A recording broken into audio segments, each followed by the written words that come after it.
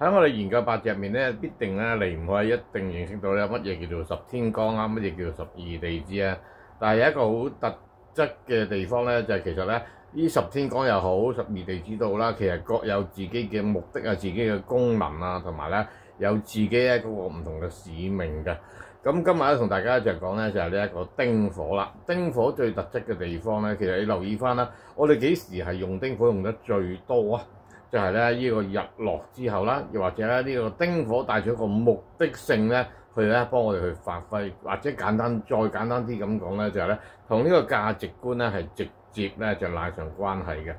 所以咧，逢係丁火嘅人咧就好坦白咁講，你八字有丁火嘅話咧，嗰一個範疇咧你係特別現實嘅。再加埋咧，其實咧呢個丁火亦都呢個現實到咧，你好直接話佢咧就係一個貪錢。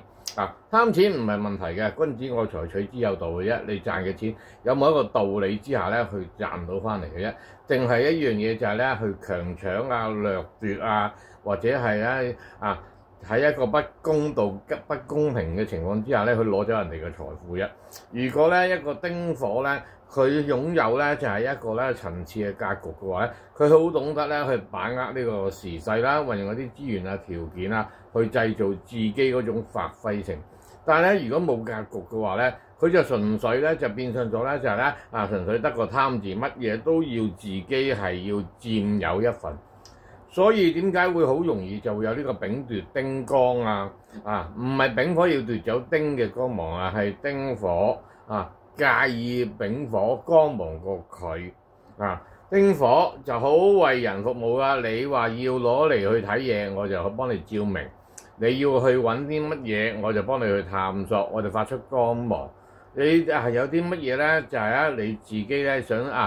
將個溫度轉變嘅暖身嘅，咁就丁火都可以暖身。咁又或者攞嚟煮飯啦、煲水啦，甚至乎我哋而家用緊嘅電腦上面嘅電啦，呢一個我哋用緊呢個電話去同你喺度溝通緊嘅電，呢啲都係全部都係同丁火係好直接嘅關係嘅。丁火更加有一個特質嘅地方喎，係一種浪漫喎，一種神秘嘅氣氛喎，幫你揭開個神秘嘅感覺喎。當你去到一個地方咧黑掹嘅時候咧，就係你完全睇唔通噶嘛，係咩好神秘嘅感覺？丁火就幫你就揭開呢個神秘咯。所以咧，點解丁火咧會有呢個丁壬相合咧，就出呢一個男女之時咧？逢八字有丁壬相合嘅話咧，就特別喜歡咧就男女交歡啊，又或者咧就係去呢一個親熱啊，一種浪漫嘅環境咧，因為丁火就幫你咧就揭開呢一個咧神秘嘅感覺。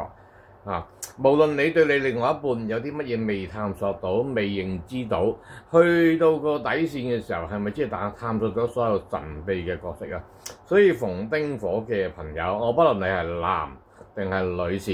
你對呢一個咧異性嘅探索啊，或者佢內在啊嗰種諗法啊，或者佢身體上面咧有啲乜嘢嘅神秘地方咧？成年人你明我講乜㗎？都非常之喜歡係呢個探索，所以丁火亦都帶住有一份咧就係好色嘅諗法，同呢個癸水唔同。癸水就係咧就係去奉獻、去貢獻，未必一定係同 body 有關。但係咧呢個丁火咧就偏向咗咧就會同咧就係呢個身體接觸啊、撫摸啊係好有關係。丁火佢嘅始星就係呢一個辛金，天干嘅辛金。咁即係換句説話講，佢係依靠咧就係一啲折射嘅光芒咧嚟去令到自己咧去更加叫做提升佢個光芒咯。咁亦都好直接咁講咧，就係咧每日咧去到有時嘅時候咧，即係日落西山啦，就係咧我哋咧丁火發揮嘅時候，因為日落西山我哋要睇嘢，要吹水打更叔叔佢要話俾你聽，而家3更定4更嘅係咪都要靠咧有個丁火照路啊？又或者咧，我哋咧日落咗之後咧，要煮飯啦、煲水沖涼啦，又或者咧就係咧點住啲燈燭啊，成啦咁做唔同嘅慶祝咧，都係同呢一個丁火好有關係。所以丁火咧就偏向咗咧，就係呢個酉時之後咧個發揮嘅功能性係比較高咯。如果你嘅年係一個丁火嘅話咧，你會好 enjoy 咧去追求呢個神秘啊，或者咧去掌握咧就係呢一個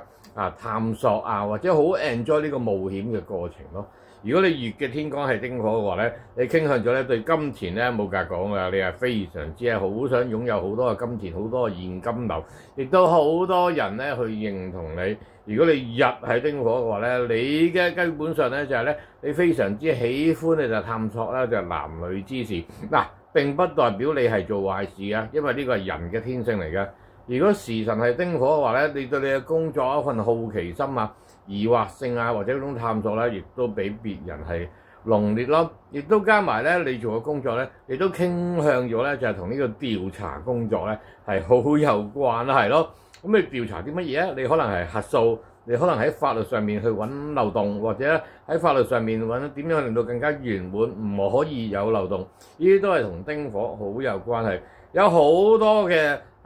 內容都係同呢個丁火有關，但係好 brief 啊，好簡單地咧俾大家去認知到咯。如果有其他嘅天干地支嘅問題，都可以喺一個 channel 入面咧去問翻 Ken Sir 啦。我識嘅，我都好樂意去為你去解答翻。或者你好想咧跟我學習咧我套嘅八字模式嘅話咧，邀請你可以咧透過咧片尾嘅方法咧就聯絡翻 Ken Sir或者。